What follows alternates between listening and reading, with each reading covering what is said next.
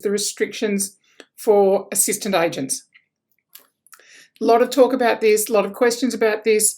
And guys, everything I'm going to say today is actually straight from, obviously, from listening to other people talk about it, listening to what Fair Trading is saying, but definitely from reading the Fair Trading website and seeking clarification. So of sending emails back into Fair Trading and seeking some clarification. So guys, obviously, it's the reforms that Fair Trading are regulating and putting through, and they're working with industry to get that there. It's the best place to get information. So yes, sure, listen to us, but I'm really relaying what's coming straight from Fair Trading anyway from their website. So guys, good. That is really a good place to get some information. Let's get back to talking about assistant agents. From 23rd of March, assistant agents will not be able to enter into an agency agreement. Remember, assistant agents is the new term for people who hold a certificate of registration. So that means that only a licensed agent can sign an agency agreement with a vendor or a landlord.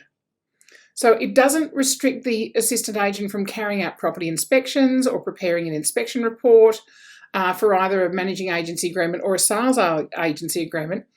There's nothing in the reforms that will prevent an assistant agent from being able to continue to perform those duties of actually going and doing the inspection and filling in the forms. What an agency really needs to remember is that the licensee entering into the agency agreement, so that's the corporation, the business, the sole trader that's entering into that agency agreement, will need to ensure that the inspection is carried out properly and absolutely be satisfied that the contents of the inspection report are true and correct. So your assistant agent can actually facilitate the inspection, can go and physically do the inspection, can fill in the forms, but it needs to be countersigned and checked by a licensed agent. And obviously that's up to the licensee in charge of the organisation to nominate who is the right licensed person within your business to be checking agency agreements and to making sure they're correct. So it's something for your policy and procedures manual, something for you to sit back and think about, well, who is the best person here within the agency? And as I always say, it's not necessarily the licensee in charge.